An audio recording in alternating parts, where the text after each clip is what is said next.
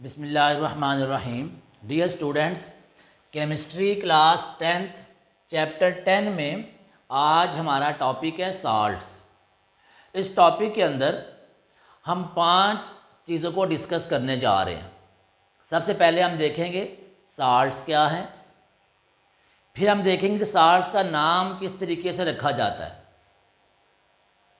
फिर हम देखेंगे एसिड रेडिकल क्या है, बेसिक रेडिकल क्या है, और उसके बाद लास्ट में हम साल्ट के कैरेक्टरिस्टिक्स को डिस्कस करेंगे। तो सबसे पहले हम बात करते हैं व्हाट आर साल्ट। साल्ट क्या हैं? तो dear students, salt are ionic compounds.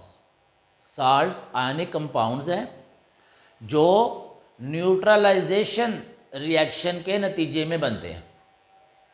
और आपको मालूम है कि न्यूट्रलाइजेशन रिएक्शन कब होता है? जब एसिड और बेस आपस में रिएक्ट करते हैं। तो हम भी कह सकते हैं कि एसिड और बेस के आपस में मिलने से साल्ट बनते हैं। Salts are ionic compounds which are formed by neutralisation of acid with base.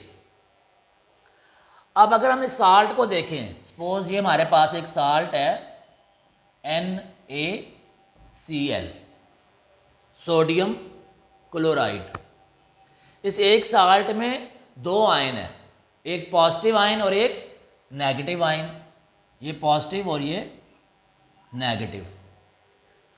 ये जो पॉजिटिव आयन है ये कहां से आया है, और ये जो नेगेटिव आयन है ये कहां से आया है, ये देखना है हमसे। हम यहां पर एक इक्वेशन राइट करते हैं न्यूट्रलाइजेशन रिएक्शन की। NaOH प्लस HCl, इन दोनों का रिएक्शन हुआ, NaCl एक साल्ट बना और साथ बनता है वाटर।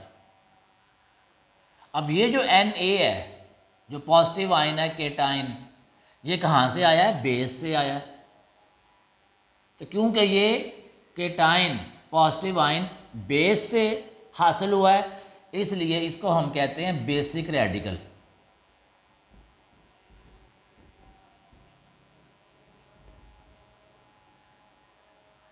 और ये जो Cl है माइनस एनाइन, ये कहाँ से आया है? एसिड से, इसलिए इसका नाम है एसिड रेडिकल। तो एक साल्ट में 2 रेडिकल होते हैं, बेसिक रेडिकल और एसिड रेडिकल। जो पॉजिटिव आयन वाला केटायन होता है वो बेसिक रेडिकल कहलाता है, और जो नेगेटिव आयन वाला एनायन होता है वो एसिड रेडिकल कहलाता है। अब हम देखते हैं कि साल्ट का नाम किस तरीके से रखा जाता है, how salts are named. Salt का नाम रखने के लिए हमें मेटल चाहिए और एसिड चाहिए। मेटल और एसिड, और इसके नतीजे में साल्ट। सपोज मेटल है हमारे पास सोडियम, और एसिड है हमारे पास HCl। तो जो साल्ट बनता है NaCl, इसका नाम है सोडियम क्लोराइड। तो इस साल्ट का नाम कैसे बना? मेटल के नाम से, और एसिड के अंदर जो नेगेटिव रेडिकल है उससे, सोडियम क्लोराइड। तो इसका नाम है सोडियम क्लोराइड। अगर हमारे पास मेटल है सोडियम और एसिड है सल्फ्यूरिक एसिड H2SO4, तो साल्ट क्या होगा? Na2SO4। इसका नाम क्या होगा? Na सोडियम, और एसिड के अंदर जो नेगेटिव रेडिकल है सल्फेट, सोडियम सल्फेट।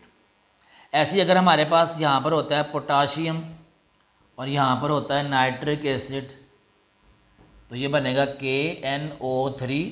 तो इसका नाम क्या होगा? मेटल पोटाशियम, और एसिड के अंदर जो नेगेटिव रेडिकल है नाइट्रेट, पोटाशियम नाइट्रेट। तो इस तरीके से हम साल्ट का नाम रखते हैं। अब हम देखते हैं साल्ट के कैरेक्टरिस्टिक्स। साल्ट आयनिक कंपाउंड्स हैं और ये क्रिस्टलाइन फॉर्म में होते हैं। साल्ट के मेल्टिंग और बॉइलिंग पॉइंट्स हाई होते हैं, क्योंकि आयनिक कंपाउंड होते हैं ये, और आयनिक कंपाउंड में strong electrostatic force of attraction होती है। साल्ट्स में वाटर ऑफ क्रिस्टलाइजेशन होते हैं। अब यहाँ पे ये चीज़ समझनी है हमने कि वाटर ऑफ क्रिस्टलाइजेशन क्या होता है। अभी हमने कहा कि साल्ट्स क्रिस्टलाइन फॉर्म में होते हैं। जब साल्ट को क्रिस्टलाइजेशन के प्रोसेस से गुजारा जाता है तो साल्ट का सैचुरेटेड सॉल्यूशन तैयार किया जाता है, यानी कि साल्ट को वाटर में डिसॉल्व किया जाता है। अब ये जो साल्ट को वाटर में डिसॉल्व किया गया है, तो इस डिसॉल्व करने से कुछ वाटर के मॉलिक्यूल उस साल्ट का हिस्सा बन जाते हैं। ये वाटर के मॉलिक्यूल जो साल्ट का हिस्सा बन गए हैं, ये वाटर के मॉलिक्यूल कहलाते हैं वाटर ऑफ क्रिस्टलाइजेशन। और ये हर साल्ट के अंदर डिफरेंट होते हैं, स्पेसिफिक होते हैं, मखसूस होते हैं। जैसे कैल्शियम सल्फेट में होता है CaSO4 dot 2H2O, copper sulphate में होता है CuSO4 डॉट 5H2O। तो ये मखसूस होते हैं हर साल्ट के, किसी में 2, किसी में 5, किसी में 7, किसी में 24, तो डिफरेंट होते हैं। फिर साल्ट जो हैं वो न्यूट्रल कंपाउंड्स हैं। ये एक साल्ट है कैल्शियम क्लोराइड CaCl2। अब ये कोई भी साल्ट हो, ये साल्ट है, एल्यूमिनियम क्लोराइड ये साल्ट है, ये न्यूट्रल कंपाउंड्स है। अब न्यूट्रल मीन इक्वल, पॉजिटिव और नेगेटिव इक्वल। अब अगर हम इसमें देखें तो कैल्शियम प्लस 2 होता है, क्लोराइड -1 होता है। एक आयन कैल्शियम का है और 2 आयन क्लोराइड 2 है और कैल्शियम 1 है। इसमें एल्यूमिनियम 1 है और क्लोराइड 3 है, इक्वल नहीं है, यानी कि आयन्स इक्वल नहीं है। फिर भी ये न्यूट्रल कैसे हो गया? फिर भी न्यूट्रल इसलिए हो गया कि इसके ऊपर जो चार्ज हैं, पॉजिटिव चार्ज और नेगेटिव चार्ज, वो इक्वल है। वो इक्वल कैसे हैं? इसके ऊपर +2 चार्ज और इसके ऊपर -1 चार्ज, लेकिन ये -1 एक क्लोरीन का है, 2 क्लोरीन होंगे तो दोनों के ऊपर -1 क्या हो जाएगा? -2। यानी कि ये कैल्शियम, इसके ऊपर +2 चार्ज, ये 2 क्लोरीन, इसके ऊपर -1, इसके ऊपर -1, तो -1 -2 चार्ज और ये +2 चार्ज, तो ये इक्वल चार्ज हो गया। तो आयन्स इक्वल नहीं है, कैल्शियम का 1 आयन है, क्लोराइड के 2 आयन है, लेकिन चार्ज इक्वल है। कैल्शियम +2, क्लोराइड -1 और -1 -2।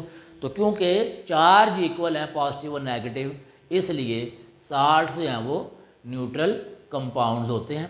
ये था हमारा आज का लेक्चर, जिसमें हमने डिस्कस किया साल्ट क्या है, साल्ट का नाम कैसे रखा जाता है, साल्ट में कौन कौन से आयन्स होते हैं, एसिड रेडिकल क्या होता है, बेसिक रेडिकल क्या होता है, और साल्ट की खसूसियात, साल्ट के कैरेक्टरिस्टिक्स क्या है।